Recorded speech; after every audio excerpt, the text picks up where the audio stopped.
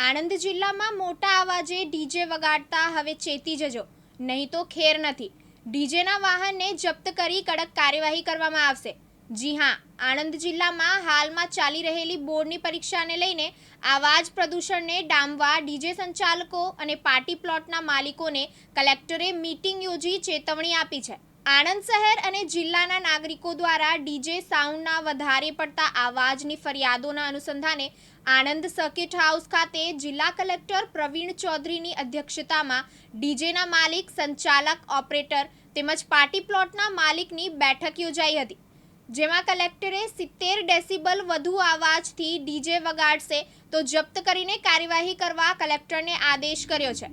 આણંદ શહેરમાં circuit house ખાતે યોજાયેલી મીટિંગમાં કલેક્ટરે ડીજે સંચાલકોને ચેતવણી આપતા કહ્યું હતું કે જો ડીજેનો અવાજ વધુ પડતો હશે તો તે વાહનને જપ્ત કરાશે તેમજ ધ્વનિ પ્રદૂષણ નિયંત્રણના કાયદા હેઠળ કડક કાર્યવાહી કરવામાં આવશે. તેમજ સાઉન્ડ સિસ્ટમ સાથે સાઉન્ડ લિમિટર ઇન્સ્ટોલ કરેલ ન હોય તેવા માલિક, સંચાલક, ઓપરેટરને ડીજે વગાડવા માટે મંજૂરી આપવામાં નહીં આવે.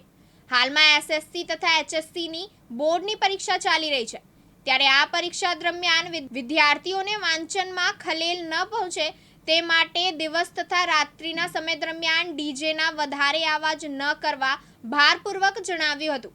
હવેથી ધ્વનિ પ્રદૂષણને લગતી ફરિયાદ મળશે તો તેવા સંજોગોમાં વાહન જપ્તી સહિતની કાર્યવાહી કરાશે અને ડીજે માલિકને ₹42,000ની વધુનો દંડ પણ થશે. તેમજ ડીજે ઉપર વિવિધ એલઈડી લાઇટ ફિટિંગ્સ, ફ્લેશરથી આંખોના રેટિનાને નુકસાન થાય તેમજ આંખો અંજાઈ જવાથી રોડ ઉપર અકસ્માત થઈ શકે તેમ હોય તેનો બિનઅધિકૃત વપરાશ નિવારવા તથા લાઉડસ્પીકર અને વાંજિત્રો વગાડવા અંગે ફરિયાદ માળીએથી તાત્કાલિક જીપીસીબી, પોલીસ તથા આરટીઓ દ્વારા ડીજે વાહન જપ્તી સુધીની કાર્યવાહી કરવામાં આવશે તેમ પણ સ્પષ્ટપણે જણાવાયું હતું. ચિરાગ સૈયદ, દિવ્યાંગ ન્યૂઝ, આણંદ.